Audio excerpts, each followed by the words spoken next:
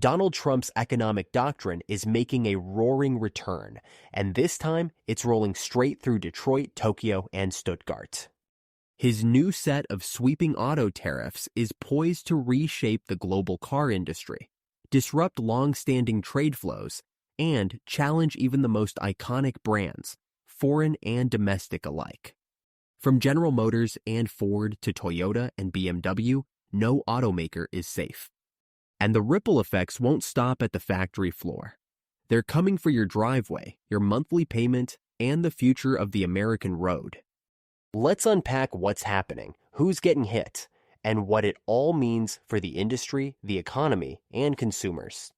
The policy: Trump's auto tariff gambit. Trump's proposed auto tariff package imposes a 35% tariff on all cars imported into the U.S., a 20-25% tariff on foreign auto parts, especially those from China, Mexico, and Germany. New compliance audits for North American automakers under USMCA rules. The stated goal? To rebuild domestic production, repatriate jobs, and end America's dependence on foreign car parts. But the reality is more complicated and more volatile. Why this tariff is different. Trump has imposed tariffs before. Steel, aluminum, Chinese electronics, agricultural retaliation. We've seen the cycles, but cars are different. They're massive, high-value products built on global supply chains that stretch across borders and oceans. Today, a made-in-America car may include a transmission from Germany, seats from Mexico, semiconductors from Taiwan, battery cells from South Korea, and an engine assembled in Canada. Slapping tariffs on imports hits not just foreign brands, but American icons whose supply chains are anything but local. That's the bombshell. This isn't just about protecting American industry. It's about redefining it. Domestic automakers.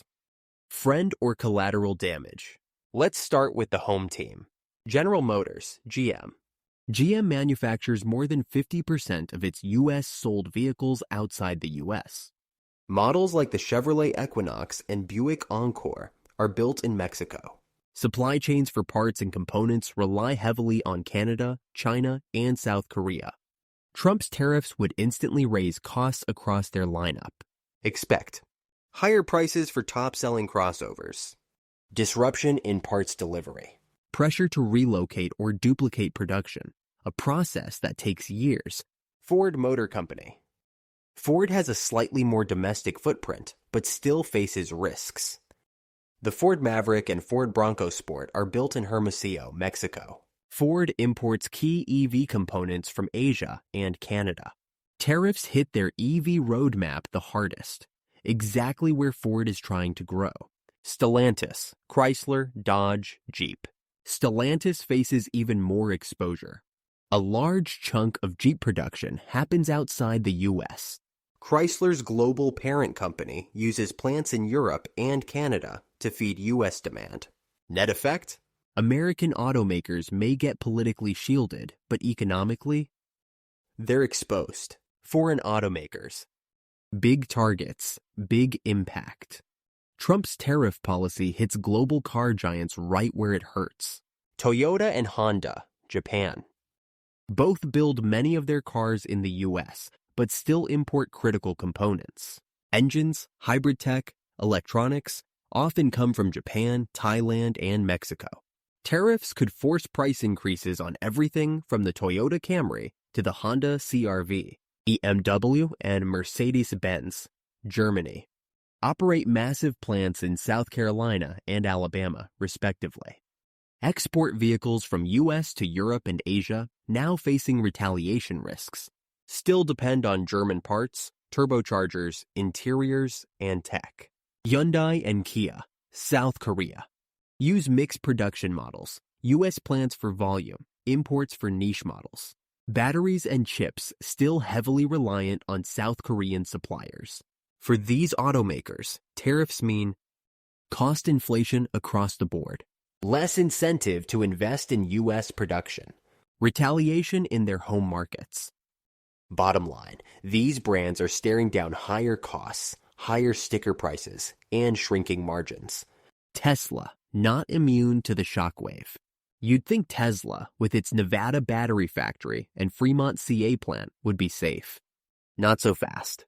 Tesla still imports battery minerals and materials from Australia, China, and Congo. Electronics and microchips from Taiwan and Korea. Some powertrain and interior components from Germany and Canada. Tariffs on these imports could raise costs per vehicle, delay delivery schedules, undercut Tesla's aggressive pricing strategy. Even America's favorite EV brand is caught in the supply chain squeeze. Consumers, no escape from the price tag. If you're a car buyer in the U.S., you're not watching this from the sidelines.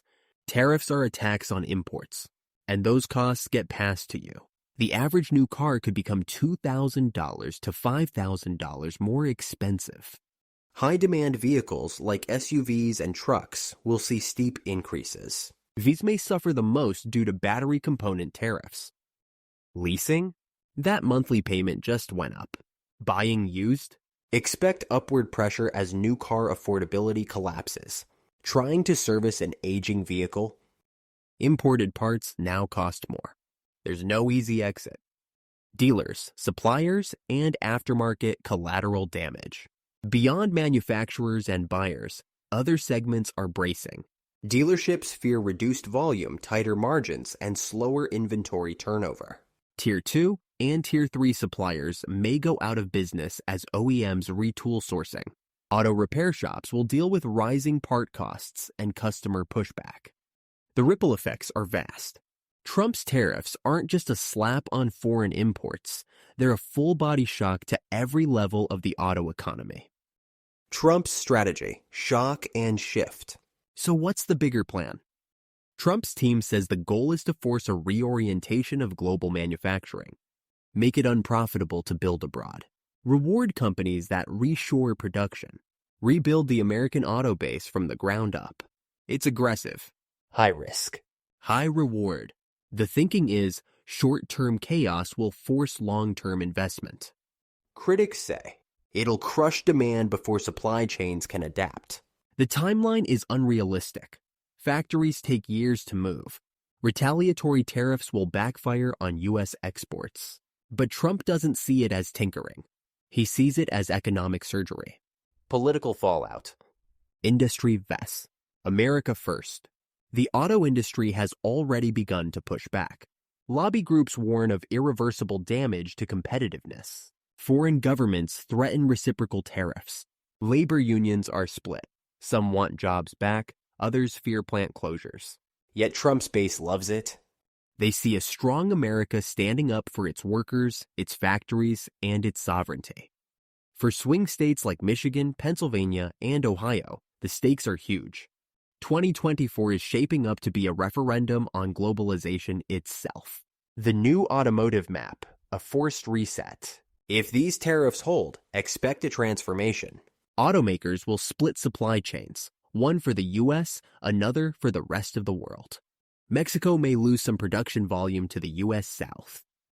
EV production hubs will shift based on battery tariff exposure. Chinese automakers will likely delay U.S. expansion plans. In other words, Trump's tariff plan could redraw the global auto map. Whether it leads to resilience or retreat depends on who adapts fastest.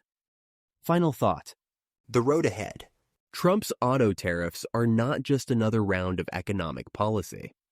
They're a full-throttle gamble, a direct challenge to the trade order that built the modern car industry.